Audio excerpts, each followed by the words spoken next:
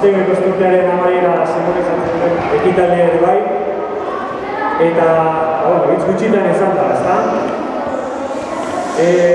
Aurtengo ikasturtea bereziki zaila izan da, baina uste dugu daukagun ikasle taldearekin edozein erronka eta zailtasun gainditzeko moduan gaudela eta denon partetik eta denontzako txalo zaparrada handi bat.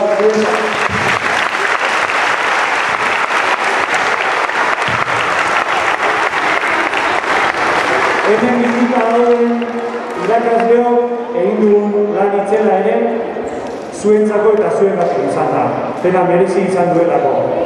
Familiek asko eskertu dute aurten egin dugun lana, Artxandapek eman duen irudiona, eta hori berriro diot zuei eskerri izan da. Guk jarri ditugun neurri zorrotzak betetzeko jarrera oso ona erakutsi duzuen, zenbait momentutan zailtasunak ere jarri dituzuen, normalaren bezala, baina datorren urteari begira ere, ilusioz egingo dugu ikasturteari, eta berme osoz datorren urtea ere aurtengoa bezain ona izango dela. Aurretik ordea, denok merezi dugun deskantsua eta oporraldia goza ezagun. Hau zuek eta dudago guztiok.